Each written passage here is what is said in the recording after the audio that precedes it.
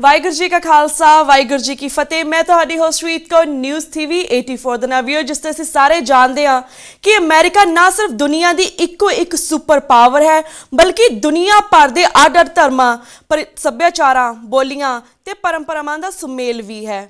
America धार्मिक आर्थिक और मनुखी आज़ादी के मुढ़ले सिद्धांतां का इको एक रोल मॉडल है।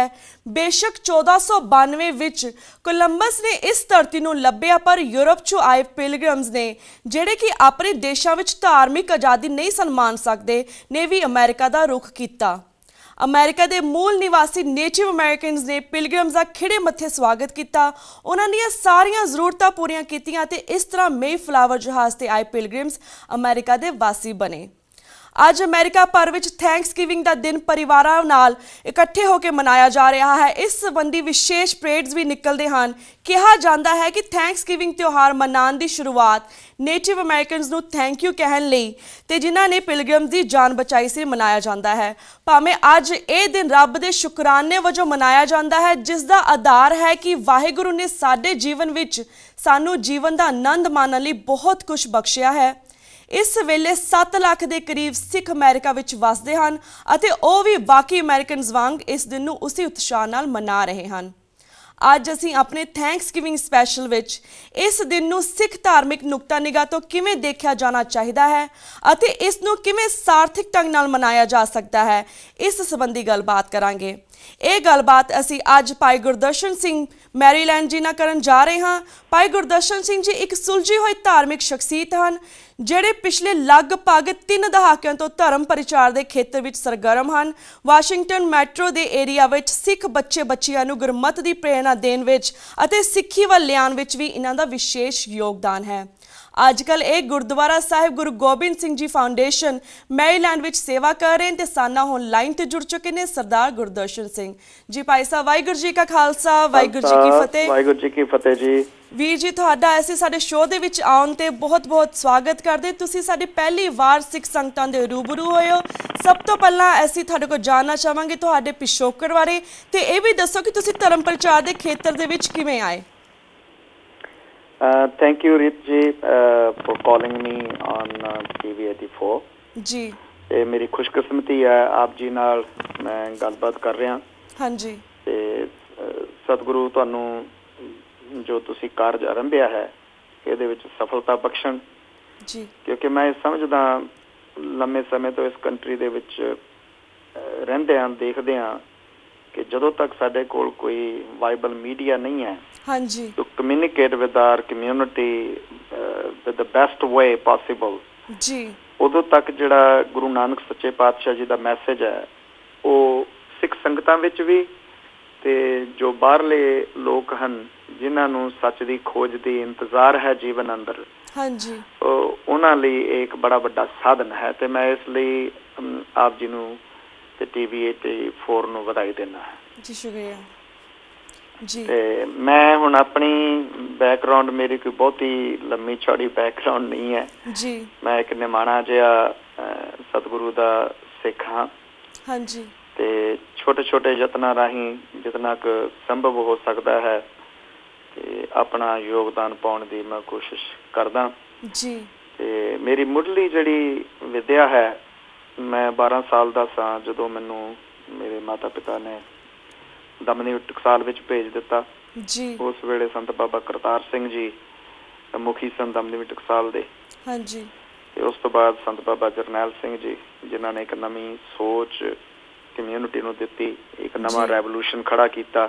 ਹਾਂਜੀ ਸਿੱਖਾਂ ਨੂੰ ਇਹ ਅਹਿਸਾਸ ਕਰਾਇਆ ਕਿ ਜਦੋਂ ਤੱਕ ਸਿੱਖ ਸੋਚ ਆਜ਼ਾਦ ਨਹੀਂ ਹੁੰਦੀ ਉਦੋਂ ਤੱਕ ਆਜ਼ਾਦ ਮੈਸੇਜ ਜੋ ਗੁਰੂ ਨਾਨਕ ਦਾ ਹੈ ਜੀ ਉਹਨੂੰ ਪ੍ਰਚਾਰਿਆ ਜਾਣਾ ਤੇ ਜੀ ਜੀਵਿਆ ਜਾਣਾ ਨਾਮੁਮਕਿਨ ਹੈ ਜੀ। ਬਿਲਕੁਲ। ਸੋ ਉਹਨਾਂ ਦੀ ਸੰਗਤ ਕੀਤੀ ਤੇ ਉਸ ਤੋਂ ਬਾਅਦ ਫਿਰ 1980 ਦੇ ਵਿੱਚ ਮੈਂ ਸਿੱਖ ਮਿਸ਼ਨਰੀ ਕਾਲਜ ਅੰਮ੍ਰਿਤਸਰ ਦਾਖਲਾ ਲੈ ਲਿਆ। ਹਾਂਜੀ ਤੇ 3 ਸਾਲ ਉੱਥੇ ਗੁਰਬਾਣੀ ਦੀ ਕੀਰਤਨ ਦੀ ਟ੍ਰੇਨਿੰਗ ਕੀਤੀ ਜੀ। ਤੇ ਉਸ ਤੋਂ ਬਾਅਦ ਫਿਰ ਥੋੜਾ ਜਿਹਾ ਸਮਾਂ ਖਾਲਸਾ ਕਾਲਜ ਅੰਮ੍ਰਿਤਸਰ ਵਿਖੇ ਸੇਵਾ ਕੀਤੀ। ਹਾਂਜੀ ਤੇ 1984 ਦੇ ਵਿੱਚ ਜਦੋਂ ਹਰਿਮੰਦਰ ਸਾਹਿਬ ਤੇ ਹਿੰਦੁਸਤਾਨ ਦੀ ਫੌਜ ਨੇ ਹਮਲਾ ਕੀਤਾ ਤੇ ਉਸ ਵੇਲੇ ਫਿਰ ਮੈਂ ਰਿਜ਼ਾਈਨ ਕਰਕੇ ਉੱਥੋਂ ਥੋੜੇ ਉਰੇ ਪਰੇ ਵਿਚਰਦੇ ਰਹੇ ਹਾਲਾਤਾਂ ਨੂੰ ਦੇਖਦਿਆਂ ਹੋਇਆ ਜੀ। ਤਾਂ ਫਾਈਨਲੀ 1986 ਦੇ ਵਿੱਚ ਫਿਰ ਮੈਂ ਅਮਰੀਕਾ 'ਚ ਆ ਗਿਆ ਸੀ। ਹਾਂਜੀ ਜੀ। ਤੇ ਇੱਥੇ ਆ ਕੇ ਥੋੜੀ ਸਕੂਲਿੰਗ ਕੀਤੀ ਮੈਂ। I was fortunate enough to connect with the people who were ਪੰਥਕ ਗੁਰੂ ਦੀ ਸੋਚ ਵਾਲੇ ਸਨ। ਗੁਰਦੁਆਰਾ ਗੁਰੂ ਗੋਬਿੰਦ ਸਿੰਘ ਫਾਊਂਡੇਸ਼ਨ ਮੈਰੀਲੈਂਡ ਦੇ ਵਿੱਚ ਹੈ। ਹਾਂਜੀ। ਤੇ ਇੱਥੇ ਇਹਨਾਂ ਨੇ ਮੈਨੂੰ ਪ੍ਰੇਰਣਾ ਵੀ ਦਿੱਤੀ, ਉਤਸ਼ਾਹ ਵੀ ਦਿੱਤਾ ਕਿ ਭਾਈ ਸਾਹਿਬ ਤੁਸੀਂ ਇੰਗਲਿਸ਼ ਸਿੱਖੋ ਜੀ। ਫਰੈਂਕਲੀ ਮੈਂ ਜਿੱਦਾਂ ਮੈਂ ਤੁਹਾਨੂੰ ਦੱਸਿਆ ਕਿ 12 ਸਾਲ ਦੀ ਉਮਰ 'ਚ ਮੈਂ ਟਕਸਾਲ ਚਲਾ ਗਿਆ ਸੀ ਤੇ ਮੇਰੀ ਸਕੂਲ ਦੀ ਕੋਈ ਮੁੱਢਲੀ ਪੜ੍ਹਾਈ ਤਾਂ ਹੈ ਨਹੀਂ ਸੀ। ਹਾਂਜੀ। ਸੋ ਇੱਥੇ ਆ ਕੇ ਫਿਰ ਮੈਂ ਥੋੜ੍ਹਾ ਬਹੁਤ ਇੰਗਲਿਸ਼ ਦਾ ਅਭਿਆਸ ਕੀਤਾ ਤੇ ਜਿਹੜਾ ਵੱਡਾ ਇੱਕ ਹੋਰ ਐਡਵਾਂਟੇਜ ਸੀ ਉਹ ਇਹ ਸੀ ਕਿ ਇੱਥੇ ਇੰਟਰਫੇਥ ਦੇ ਵਿੱਚ ਅਸੀਂ ਇਨਵੋਲਵ ਹੋ ਗਏ, ਜੋ ਕਿ ਬਹੁਤ ਵੱਡੀ ਇੱਕ ਸੰਸਥਾ ਹੈ। ਹਾਂਜੀ। ਜਿਹਦੇ ਵਿੱਚ ਦੁਨੀਆ ਦੇ ਬਾਕੀ ਦੇ ਧਰਮਾਂ ਦੇ ਲੋਕ ਅਸੀਂ ਮਹੀਨੇ 'ਚ ਇੱਕ ਵਾਰੀ ਮਿਲਦੇ ਤੇ ਜਿੱਥੇ ਉਹਨਾਂ ਨੂੰ ਆਪਣੀ ਸੋਚ ਗੁਰੂ ਨਾਨਕ ਸੱਚੇ ਪਾਤਸ਼ਾਹ ਦੀ ਸੋਚ ਨੂੰ ਦੱਸਣ ਦਾ ਸੁਭਾਗ ਹੋਇਆ, ਉੱਥੇ ਉਹਨਾਂ ਕੋਲੋਂ ਉਹਨਾਂ ਲੋਕਾਂ ਕੋਲੋਂ ਜਿਹੜੇ ਲੋਕ ਉਸ ਧਰਮ ਨੂੰ ਜੀ ਰਹੇ ਨੇ ਜੀ ਉਸ ਧਰਮ ਦੀ ਜਾਣਕਾਰੀ ਵੀ ਪ੍ਰਾਪਤ ਹੋਈ। ਹਾਂਜੀ ਜੀ। ਨਾਲ ਨਾਲ ਗੁਰਦੁਆਰਾ ਸਾਹਿਬ ਦੇ ਵਿੱਚ ਮੈਂ ਗ੍ਰੰਥੀ ਦੀ ਸੇਵਾ ਕਰਦਾ ਹਾਂ ਤੇ ਅਜੇ ਵੀ ਉਹ ਸੇਵਾ ਦਾਸ ਦੀ ਝੋਲੀ ਵਿੱਚ ਹੈ ਜੀ। ਬਿਲਕੁਲ। ਤੇ ਵੀਰ ਜੀ ਜਿਸ ਤਰ੍ਹਾਂ ਅੱਜ ਤੁਸੀਂ ਜਾਣਦੇ ਕਿ ਥੈਂਕਸਗਿਵਿੰਗ ਦਾ ਦਿਨ ਹੈ ਤਾਂ ਸਾਡਾ ਵਿਸ਼ੇਸ਼ ਪ੍ਰੋਗਰਾਮ ਥੈਂਕਸਗਿਵਿੰਗ ਦੇ ਉੱਪਰ ਹੀ ਹੋਇਆ ਹੈ, ਜਿਸ ਨੂੰ ਅਸੀਂ ਸ਼ੁਕਰਾਨਾ ਦਿਵਸ ਦੇ ਨਾਮ ਨਾਲ ਵੀ ਜਾਣ ਸਕਦੇ ਹਾਂ। ਸਿੱਖ ਨੁਕਤਾ ਨਿਗਾਹ ਤੋਂ ਤੁਸੀਂ ਇਸ ਨੂੰ ਕਿਵੇਂ ਵੇਖਦੇ ਹੋ, ਇਸ ਬਾਰੇ ਥੋੜੀ ਜਾਣਕਾਰੀ ਦਿਓ। ਮੈਂ ਸਮਝਦਾ ਕਿ ਮੈਂ ਪੜ੍ਹ ਰਿਹਾ ਸਾਂ history of Thanksgiving in this country and there are various different approaches ਪਰ ਕੋਰ ਨੁਕਤਾ ਜਿਹੜਾ ਹੈ ਉਹ ਇਹੀ ਹੈ ਕਿ ਉਸ ਪ੍ਰਮਾਤਮਾ ਦਾ, ਉਸ ਵਾਹਿਗੁਰੂ ਦਾ ਸ਼ੁਕਰ ਕਰਨ ਦਾ। ਹਾਂਜੀ। ਅਸੀਂ ਵੀ ਇੱਥੇ ਇਸ ਦਿਨ ਨੂੰ ਕਿਉਂਕਿ ਨਵੇਂ ਕਲਚਰ ਦੇ ਵਿੱਚ ਸਾਡੀ ਕਮਿਊਨਿਟੀ ਆਈ ਤੇ ਰਾਦਰ ਇਹ ਕਿਹੋ ਜਿਹਾ ਮੁਲਕ ਹੈ ਜਿੱਥੇ ਸਾਰੀ ਦੁਨੀਆ ਦੇ ਲੋਕ ਆਪਣੇ ਆਪਣੇ ਵਿਸ਼ਵਾਸਾਂ ਨੂੰ ਲੈ ਕੇ ਪਹੁੰਚੇ ਹੈ ਜੀ। ਸਾਡੇ ਬੱਚੇ ਖਾਸ ਕਰਕੇ ਜਿਹੜੇ ਇੱਥੇ ਪੈਦਾ ਹੋਏ ਨੇ ਜਦੋਂ ਇਹਨਾਂ ਇਤਿਹਾਸਕ ਜਾਂ ਇਹਨਾਂ ਦੇ ਕਲਚਰਲ ਦਿਹਾੜਿਆਂ ਨੂੰ ਦੇਖਦੇ ਆ, ਸੈਲੀਬ੍ਰੇਟ ਕਰਦੇ ਆ ਤੇ ਐਜ਼ ਅ ਕਮਿਊਨਿਟੀ ਮੈਂਬਰ ਸਾਨੂੰ ਬੜਾ ਅਵੇਅਰ ਹੋਣਾ ਚਾਹੀਦਾ ਹੈ ਤਾਂ ਕਿ ਇਹਨਾਂ ਦਿਹਾੜਿਆਂ ਦੀ ਜਿੱਥੇ ਇਸ ਕੰਟਰੀ ਦੇ ਨਾਲ ਰਿਲੇਟਡ ਇਤਿਹਾਸਕ ਮਹੱਤਤਾ ਦੀ ਜਾਣਨ ਦੀ ਜ਼ਰੂਰਤ ਹੈ ਉੱਥੇ ਇਹਨਾਂ ਦਿਹਾੜਿਆਂ ਨੂੰ ਅਸੀਂ ਗੁਰਬਾਣੀ ਦੀ ਲੋਅ ਦੇ ਅੰਦਰੋਂ ਕਿਵੇਂ ਦੇਖ ਸਕੀਏ। ਹਾਂਜੀ। ਮੈਂ ਸਮਝਦਾ ਕਿ ਸਾਡੇ ਇਤਿਹਾਸ ਵਿੱਚ ਵੀ ਤੁਸੀਂ ਦੇਖੋ 2 ਦਿਹਾੜੇ ਨੇ, ਵਿਸਾਖੀ ਦਾ ਹਾਂਜੀ ਤੇ ਦੀਵਾਲੀ ਦਾ ਜੀ।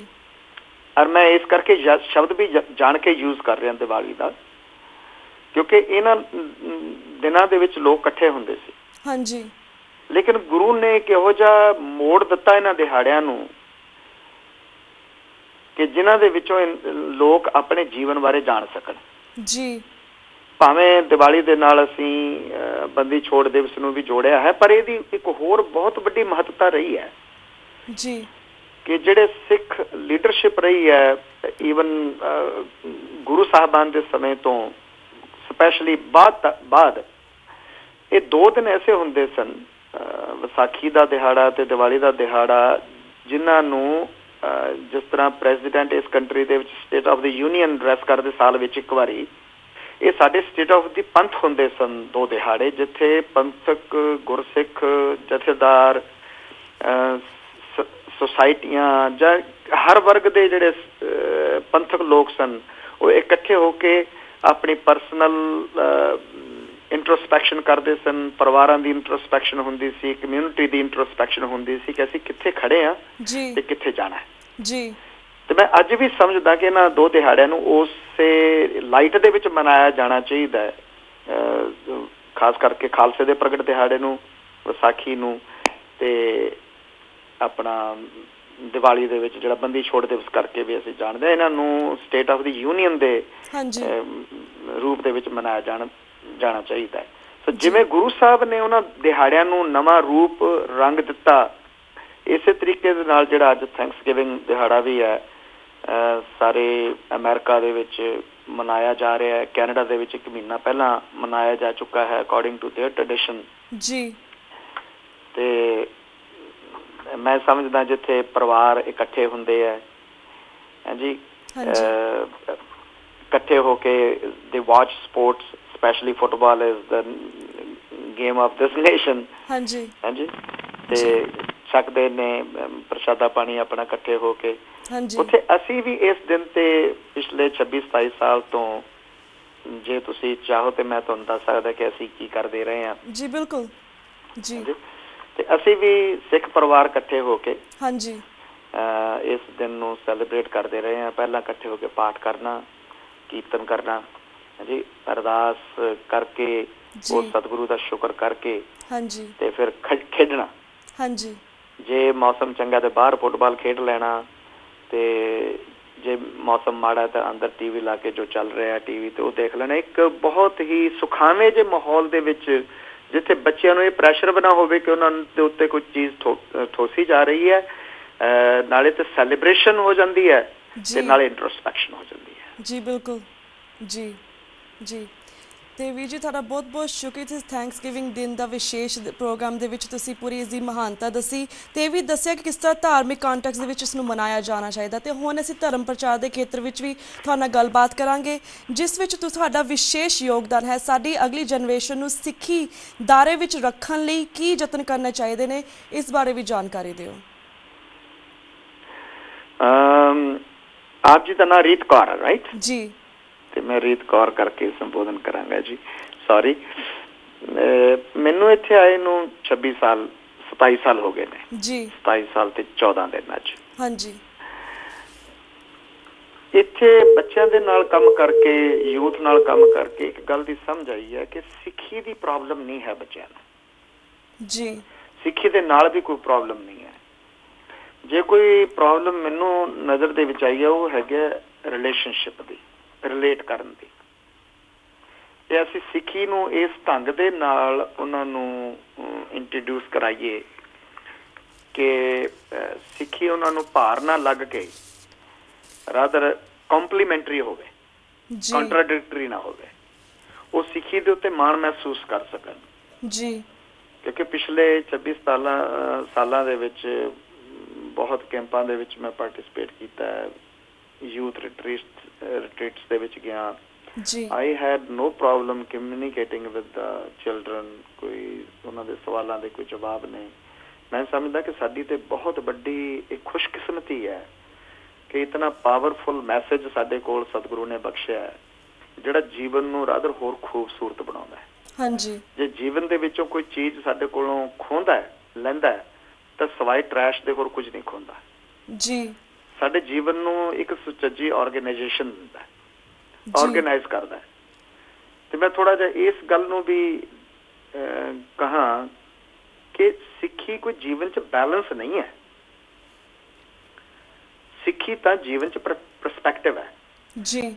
ਜਦੋਂ ਤੁਸੀਂ ਇੱਕ ਪਰਸਪੈਕਟਿਵ ਲੈ ਕੇ ਜੀਵਨ ਨੂੰ ਜਿਉਂਦੇ ਹੋ, ਤੁਹਾਡੇ ਜੀਵਨ ਦਾ ਢੰਗ ਬਦਲ ਜਾਂਦਾ ਹਾਂਜੀ ਹਾਂਜੀ। ਤੁਹਾਡੇ ਪ੍ਰੋਫੈਸ਼ਨ ਦੇ ਵਿੱਚ ਇੱਕ ਸਟਲਟੀ ਆਉਂਦੀ ਹੈ ਜੀ। where you are not living as a professional, you are living as a person. Your profession is not your purpose ji. No matter who you are, whether you are doctor, engineer, or in any field of your career you are earning ji, your profession is not you. Your profession is not your purpose. Your profession basically is a source to take you further, to recognize who you are, where you belong, where life belongs ਹਾਂਜੀ ਹਾਂਜੀ ਜੀ। ਜਿੱਥੇ ਤੁਸੀਂ ਇੱਕ ਗੁਰੂ ਦਾ ਸੇਵਾਦਾਰ ਹੋ ਕੇ, ਇਸ ਦੁਨੀਆ ਦਾ ਸੇਵਾਦਾਰ ਹੋ ਕੇ ਜੀ ਉਸ ਉਪਦੇਸ਼ ਨੂੰ ਜੀਵਨ 'ਚ ਕਮਾਉਂਦੇ ਹੋ ਤੇ ਪ੍ਰਚਾਰਦੇ ਹੋ ਤੇ ਆਨੰਦ ਦੇ ਨਾਲ ਜੀਵਨ ਦੇ ਵਿੱਚ ਵਿਚਰਦੇ ਹਾਂਜੀ ਜੀ। ਪਰ ਜਿਹੜਾ ਦੁਖਾਂਤ ਹੈ ਉਹ ਇਹ ਹੈ ਕਿ ਜਿਹੜੀਆਂ ਸਾਡੀਆਂ ਸੰਸਥਾਵਾਂ ਹਨ, ਚਾਹੇ ਉਹ ਗੁਰਦੁਆਰੇ ਨੇ ਜਾਂ ਜਿੱਥੇ ਅਸੀਂ ਇਕੱਠੇ ਹੁੰਦੇ ਹਾਂ, ਕੋਈ ਕਿਸੇ ਵੀ ਕਿਸਮ ਦਾ ਤੁਸੀਂ ਪਲੇਟਫਾਰਮ ਕਹਿ ਸਕਦੇ ਹੋ ਜੀ, ਉੱਥੋਂ ਜੋ ਨਿਕਲਣਾ ਚਾਹੀਦਾ ਹੈ ਉਹ ਨਿਕਲ ਨਹੀਂ ਰਿਹਾ। ਹਾਂਜੀ, ਜੋ ਗੁਰਦੁਆਰਿਆਂ ਦੇ ਵਿੱਚ ਸਿੱਖ ਯੂਥ ਨੂੰ ਮਿਲਣਾ ਚਾਹੀਦਾ ਹੈ, ਮੈਂ ਇਹ ਬੇਨਤੀ ਕਰਦਾ ਹੁੰਦਾ ਕਿ ਇਸ ਮੁਲਕ ਦੇ ਵਿੱਚ ਆ ਕੇ ਇੱਥੋਂ ਦੇ ਅਸੀਂ ਬਿਜ਼ਨਸ ਲਾਜ਼ ਸਿੱਖੇ ਨੇ, ਟ੍ਰੈਫਿਕ ਲਾਜ਼ ਸਿੱਖੇ ਨੇ, ਇੱਥੋਂ ਦੇ ਅਸੀਂ ਸੋਸ਼ਲ ਲਾਜ਼ ਸਿੱਖੇ ਨੇ, ਸਿੱਖਣ ਦੀ ਕੋਸ਼ਿਸ਼ ਕਰਦੇ ਹਾਂ ਤੇ ਕਾਮਯਾਬ ਵੀ ਹੋਏ ਹਾਂ। ਹਾਂਜੀ, ਤੇ ਵਾਈ ਨਾਟ ਕਿ ਸਾਡੇ ਜਿਹੜੇ ਗੁਰਦੁਆਰਿਆਂ ਦੇ ਪ੍ਰਬੰਧਕ ਨੇ ਜਾ ਕੇ ਦੇਖਣ ਕਿ ਸਿਨੇਗਾਗ ਕਿੱਦਾਂ ਚੱਲਦਾ ਹੈ, ਹਾਂਜੀ, ਚਰਚ ਕਿੱਦਾਂ ਚੱਲਦਾ ਹੈ, ਜੀ, ਹਾਊ ਡੂ ਦੇ ਮੈਨੇਜ ਦੈਮ, ਜੀ, what it takes to manage them, what kind of people need to be in that role of management, ਜੀ, ਕਿਸ ਕਿਸਮ ਦਾ ਵਿਜ਼ਨ ਹੋਣਾ ਚਾਹੀਦਾ ਹੈ। ਮੈਂ ਸਮਝਦਾ ਕਿ ਸਾਨੂੰ ਗੁਰਦੁਆਰਿਆਂ ਦੇ ਵਿੱਚ ਇਹ ਦੇਖਣਾ ਚਾਹੀਦਾ ਹੈ ਕਿ ਸਾਡੇ ਬੱਚਿਆਂ ਦੀਆਂ ਕੀ ਜ਼ਰੂਰਤਾਂ ਨੇ, ਹਾਂਜੀ, ਸਾਡੀਆਂ ਆਪਣੀਆਂ ਕੀ ਜ਼ਰੂਰਤਾਂ ਨੇ। ਜੀ, there are so many pressures in life, we all go through those pressures regardless of our age and stage, ਚਾਹੇ ਅਸੀਂ ਬੱਚੇ ਹਾਂ ਜਾਂ ਅਸੀਂ ਵੱਡੇ ਹਾਂ। ਵੱਡਿਆਂ ਦੇ ਸਾਡੇ ਆਪਣੇ ਕਿਸਮ ਦੇ ਪ੍ਰੈਸ਼ਰਸ ਨੇ, ਚੈਲੰਜਸ ਨੇ ਤੇ ਕੰਪੀਟੀਸ਼ਨਸ ਨੇ। ਜਿਹੜੇ ਬੱਚੇ ਨੇ ਉਹਨਾਂ ਦੇ ਆਪਣੇ ਕਿਸਮ ਦੇ ਚੈਲੰਜਸ ਨੇ, ਪ੍ਰੈਸ਼ਰਸ ਨੇ। they go through those challenges। ਹਾਂਜੀ, ਉਹਨਾਂ ਨੂੰ ਬੱਚਿਆਂ ਦੀਆਂ ਨੀਡਸ ਨੂੰ, ਵੱਡਿਆਂ ਦੀਆਂ ਨੀਡਸ ਨੂੰ, ਪਰਿਵਾਰਾਂ ਦੀਆਂ ਜ਼ਰੂਰਤਾਂ ਨੂੰ, ਬਜ਼ੁਰਗਾਂ ਦੀਆਂ ਜ਼ਰੂਰਤਾਂ ਨੂੰ ਕਿਸ ਤਰੀਕੇ ਦੇ ਨਾਲ ਪੂਰੀਆਂ ਕਰ ਸਕਦੀ ਹੈ ਸਾਡੀ ਸੰਸਥਾ, ਚਾਹੇ ਗੁਰਦੁਆਰਾ ਹੈ ਜਾਂ ਕੋਈ ਸੁਸਾਇਟੀ ਹੈ। ਤੇ ਜਿਹੜੇ ਉਸ ਸੰਸਥਾ ਦੇ ਵਿੱਚ ਬੰਦੇ ਹਾਇਰ ਕੀਤੇ ਹੋਏ ਨੇ, ਚਾਹੇ ਉਹ ਸੇਵਾਦਾਰ ਨੇ ਜਾਂ ਉਹ ਗ੍ਰੰਥੀ ਨੇ, ਡੂ ਦੇ ਹੈਵ ਰਿਕੁਆਇਰਡ ਔਰ skilled education to address those issues and provide that support to the community according to their needs। ਹਾਂਜੀ ਜੀ, so ਇਹ ਹੁਣ ਰੀਤ ਕੌਰ ਜੀ ਬੜਾ ਜ਼ਰੂਰੀ ਹੈ। ਮੈਂ ਸਮਝਦਾ ਸੀ ਬਹੁਤ ਪੜ੍ਹੇ ਲਿਖੇ ਮੁਲਕ ਦੇ ਵਿੱਚ ਆ, ਆਜ਼ਾਦ ਮੁਲਕ ਦੇ ਵਿੱਚ ਆ, ਤੇ ਸਾਡੀਆਂ ਜਿਹੜੀਆਂ ਸੰਸਥਾਵਾਂ ਨੇ ਉਹ ਉਸ ਕਿਸਮ ਦੇ ਕੈਲੀਬਰ ਦੇ ਨਾਲ ਕੰਮ ਨਹੀਂ ਕਰ ਰਹੀਆਂ ਜਿਸ ਕਿਸਮ ਦਾ ਐਕਸਪੈਕਟ ਕੀਤਾ ਜਾਣਾ ਚਾਹੀਦਾ ਹੈ ਇਸ ਮੁਲਕ ਦੇ ਵਿੱਚ। ਜੀ ਬਿਲਕੁਲ, ਬਿਲਕੁਲ। ਜਿਸ ਤਰ੍ਹਾਂ ਗੁਰਦਰਸ਼ਨ ਸਿੰਘ ਜੀ ਤੁਸੀਂ ਕਿਹਾ ਕਿ ਸਿੱਖੀ ਪ੍ਰਚਾਰ ਪਹਿਲਾਂ ਘਰਦਿਆਂ ਤੋਂ ਸ਼ੁਰੂ ਹੁੰਦਾ, ਫਿਰ ਉਸ ਤੋਂ ਬਾਅਦ ਗੁਰਦੁਆਰਿਆਂ ਦੇ ਵਿੱਚ ਜਾ ਕੇ ਬੱਚੇ ਸਿੱਖਦੇ ਹਨ। ਪਰ ਕਾਫੀ ਅੱਜ ਕੱਲ੍ਹ ਦੇ ਗੁਰਦੁਆਰੇ ਤੁਸੀਂ ਦੇਖਦੇ ਹੀ ਹੋ ਕਿ ਅਮਰੀਕਾ ਦੇ ਵਿੱਚ ਗੁਰਦੁਆਰਿਆਂ ਦੇ ਵਿੱਚ ਪਾਠੀਆਂ ਨਾਲ ਲੜਦੇ ਨੇ, ਲੀਡਰਸ ਨਾਲ ਲੜਦੇ ਨੇ, ਔਰ ਬੱਚਿਆਂ ਨੂੰ ਟਰਨ ਆਫ ਕਰ ਦਿੱਤਾ। ਬੱਚੇ ਤੁਹਾਨੂੰ ਲੱਗਦਾ ਕਿ ਇਹ ਵੀ ਇੱਕ ਕਾਰਨ ਆ ਕਿ ਬੱਚੇ ਸਿੱਖੀ ਤੋਂ ਦੂਰ ਜਾ ਰਹੇ ਨੇ? ਬਿਲਕੁਲ ਠੀਕ ਹੈ ਗੱਲ ਜੀ। ਅਸੀਂ ਵੀ ਪਰਸਨਲ ਤੌਰ 'ਤੇ ਇੱਥੇ ਵੀ ਦੇਖਿਆ, ਲੋਕਲੀ ਵੀ, ਤੇ ਸਾਰੀ ਕੰਟਰੀ ਦੇ ਵਿੱਚ, ਇੱਥੇ ਕੈਨੇਡਾ ਦੇ ਵਿੱਚ, ਕਿਉਂਕਿ ਸਾਡੇ ਵੱਡਿਆਂ ਦੇ ਆਪਣੇ ਪੋਲੀਟੀਕਲ ਇਸ਼ੂਜ਼ ਹੋ ਸਕਦੇ ਆ, ਸਾਡੇ ਕੌਮਾਂ ਦੇ ਚੌਧਰ ਦੇ ਇਸ਼ੂਜ਼ ਹੋ ਸਕਦੇ ਆ। ਹਾਂਜੀ, ਲੇਕਿਨ ਜਿਹੜਾ ਵੱਡਾ ਮਕਸਦ ਵਿੱਚ ਹੋਣਾ ਚਾਹੀਦਾ ਸੀ ਕਿ ਅਸੀਂ ਲੜਾਈ ਤਾਂ ਇਸ ਗੱਲ ਦੀ ਹੋਣੀ ਚਾਹੀਦੀ ਕਿ ਅਸੀਂ ਕਿਸ ਤਰੀਕੇ ਦੇ ਨਾਲ ਆਪਣੀਆਂ ਸੰਸਥਾਵਾਂ ਨੂੰ ਕਮਿਊਨਿਟੀ ਦਾ ਇਹੋ ਜਿਹਾ ਅਸਥਾਨ ਬਣਾ ਸਕੇ ਜਿੱਥੋਂ ਸਾਡੇ ਬੱਚਿਆਂ ਨੂੰ, ਨਿਊ ਮੈਰਿਡ ਕਪਲਸ ਨੂੰ, ਤੁਸੀਂ ਬੇਟਾ ਇੱਥੇ ਦੇਖਦੇ ਹੋ ਡਾਈਵੋਰਸ ਰੇਟ ਸਾਡੀ ਕਮਿਊਨਿਟੀ 'ਚ ਵੱਧ ਰਿਹਾ। ਜੀ ਬਿਲਕੁਲ ਜੀ। ਹਾਂਜੀ ਹਾਂਜੀ, ਕੋਈ ਇਸ ਤਰ੍ਹਾਂ ਦੀ ਕਾਉਂਸਲਿੰਗ ਸਰਵਿਸ ਨਹੀਂ ਹੈ ਜਾਂ ਇਸ ਤਰ੍ਹਾਂ ਦਾ ਕੋਈ ਪਲੇਟਫਾਰਮ ਨਹੀਂ ਹੈ ਜਿੱਥੇ ਜਾ ਕੇ ਬੱਚੇ ਗੁਰਮਤ ਅਨੁਸਾਰ, ਹਾਲਾਂਕਿ ਮੈਂ ਕਈ ਵਾਰੀ ਜਦੋਂ ਆਨੰਦ ਕਾਰਜ ਕਰਾਉਣਾ, ਮੈਂ ਇਹ ਬੱਚਿਆਂ ਨੂੰ ਬੇਨਤੀ ਕਰਦਾ ਹੁੰਦਾ ਕਿ ਇਨ ਸਿੱਖਿਜ਼ਮ marriage is not an experiment, it's an experience ji, and the life goes through different challenges and different phases, ਤੇ ਉਹਨਾਂ ਚੈਲੰਜ ਦੇ ਵਿੱਚ ਤੁਸੀਂ ਗੁਰਬਾਣੀ ਦਾ ਆਸਰਾ ਕਿਵੇਂ ਲੈ ਕੇ ਇਸ ਜੀਵਨ ਨੂੰ ਅੱਗੇ ਵਧਾਉਣਾ ਹੈ, ਹਾਂਜੀ, ਪਰਿਵਾਰ ਨੂੰ ਅੱਗੇ ਵਧਾਉਣਾ ਹੈ। ਬਿਲਕੁਲ ਹਾਂਜੀ, ਉਸ ਕਿਸਮ ਦੀ ਸੋਚ ਜਦੋਂ ਤੱਕ ਸਾਡੀਆਂ ਸੰਸਥਾਵਾਂ ਦੇ ਵਿੱਚੋਂ ਨਹੀਂ ਨਿਕਲਦੀ, ਜਾਂ ਬੱਚਿਆਂ ਨੂੰ ਇਹ ਕੌਨਫੀਡੈਂਸ ਨਹੀਂ ਮਿਲਦਾ ਕਿ ਜੋ ਮੈਨੂੰ ਜੀਵਨ 'ਚ ਚਾਹੀਦਾ ਹੈ ਜਾਂ ਮੇਰੇ ਜਿਹੜੇ ਇਸ਼ੂਜ਼ ਨੇ ਉਹ ਇੱਕ ਸਥਾਨ ਹੈ ਜਿੱਥੇ ਐਡਰੈਸ ਕੀਤੇ ਜਾ ਸਕਦੇ ਹੈ, ਉਦੋਂ ਤੱਕ ਬੱਚਿਆਂ ਦਾ ਕੌਨਫੀਡੈਂਸ ਸਾਡੀਆਂ ਸੰਸਥਾਵਾਂ ਪ੍ਰਤੀ ਵਿਸ਼ਵਾਸ ਨਹੀਂ ਬਣ ਸਕਦਾ। ਹਾਂਜੀ, ਇਹ ਜ਼ਿੰਮੇਵਾਰੀ ਕਿਹਦੀ ਹੈ? ਇਹ ਸਾਡੀ ਹੈ, ਜਿਹੜੇ ਅਸੀਂ ਸੰਸਥਾਵਾਂ ਚਲਾਉਂਦੇ ਹਾਂ ਜਾਂ ਸੰਗਤ ਨੇ ਵੋਟਾਂ ਨਾਲ ਜਾਂ ਅਦਰਵਾਈਜ਼ ਸਾਨੂੰ ਉਸ ਪੋਜੀਸ਼ਨ ਤੇ ਬਿਠਾਇਆ ਹੈ ਜੀ, ਤੇ ਸਾਡੀ ਇਮਾਨਦਾਰੀ ਦੇ ਨਾਲ ਜ਼ਿੰਮੇਵਾਰੀ ਬਣਦੀ ਹੈ ਕਿ ਜੇ ਗੁਰੂ ਨਾਨਕ ਸੱਚੇ ਪਾਤਸ਼ਾਹ ਦੇ ਏਡੇ ਵੱਡੇ ਅਸਥਾਨ ਦੀ ਮੈਨੂੰ ਇਹ ਸੇਵਾ ਮਿਲੀ ਹੈ ਤੇ ਮੈਂ ਇਸ ਨੂੰ ਕਿਵੇਂ ਹੋਰ ਉੱਚਾ ਚੁੱਕਾਂ ਜਿੱਥੇ ਮੇਰੇ ਜੀਵਨ ਅੰਦਰ ਵੀ ਆਨੰਦ ਆਵੇ, ਤੇ ਜਿਸ ਕਮਿਊਨਿਟੀ ਨੂੰ ਮੈਂ ਲੀਡ ਕਰ ਰਿਹਾ ਉਹਨੂੰ ਵੀ ਇਸ ਸੰਸਥਾ ਦਾ ਸਤਿਕਾਰ ਵਧੇ ਤੇ ਗੁਰੂ ਨਾਨਕ ਦਾ ਮੈਸੇਜ ਜੀਵਨ ਚ ਆਵੇ। ਜੀ ਬਿਲਕੁਲ, ਬਿਲਕੁਲ।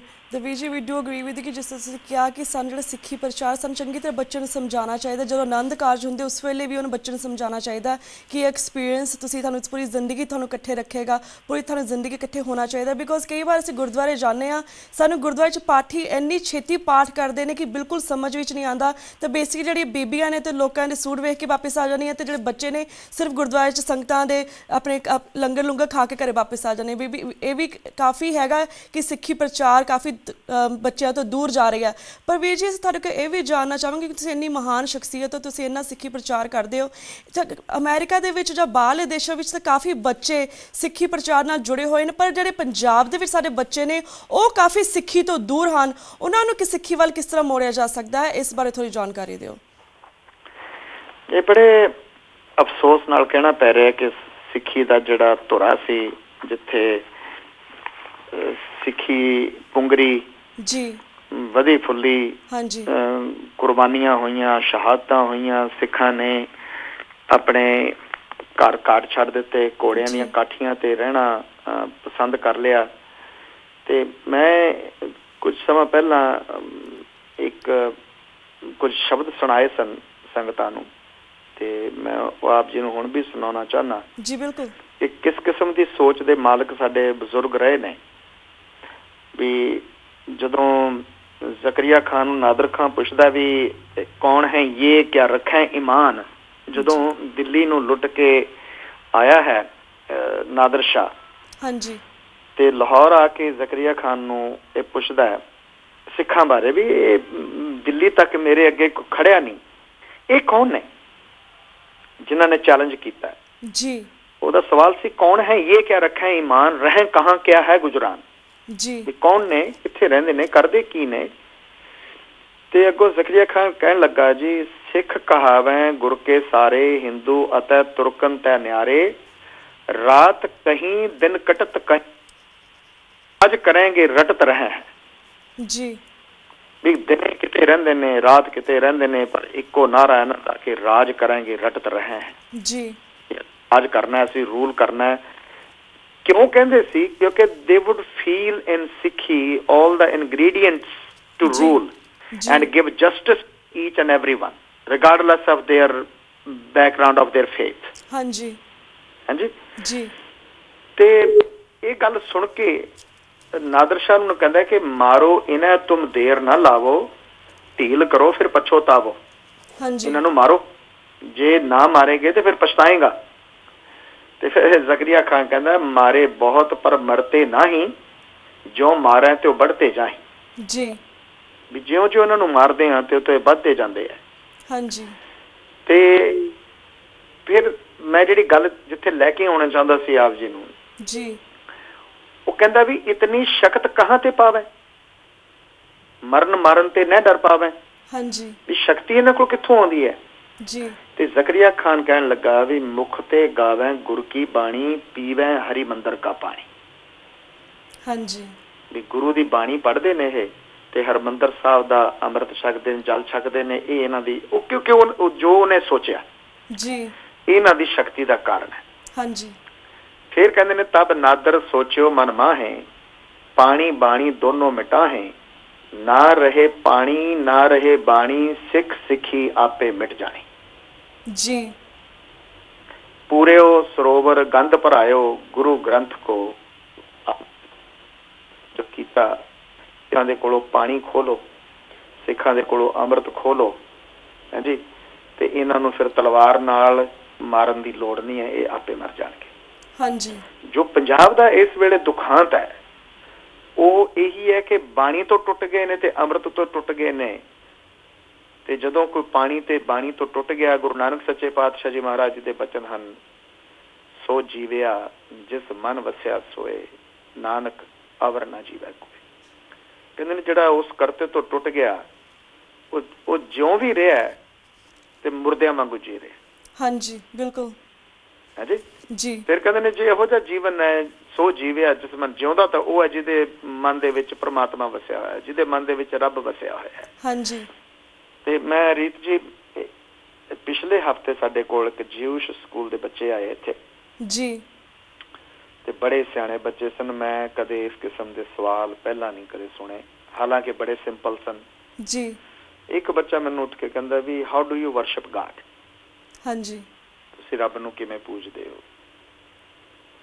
ਤੇ ਕਦੇ ਸੋਚਿਆ ਨਹੀਂ ਸੀ ਪਹਿਲਾਂ। ਯੂਜ਼ਲੀ ਅਸੀਂ ਕਹਿੰਦੇ ਆ ਕਿ ਅਸੀਂ ਪਾਠ ਕਰਕੇ ਅਰਦਾਸ ਕਰਕੇ ਤੇ ਇਸ ਤਰ੍ਹਾਂ ਅਸੀਂ ਰੱਬ ਦੀ ਪੂਜਾ ਕਰਦੇ ਹਾਂ ਜੀ। ਤੇ ਸੱਚੇ ਪਾਤਸ਼ਾਹ ਨੇ ਉਸ ਵੇਲੇ ਜੋ ਖਿਆਲ ਕਢਾਏ, ਮੈਂ ਕਿਹਾ ਜੀ ਪਹਿਲੀ ਗੱਲ ਤਾਂ ਇਹ ਕਿ ਰੱਬ ਹੈ ਕੀ ਹੈ।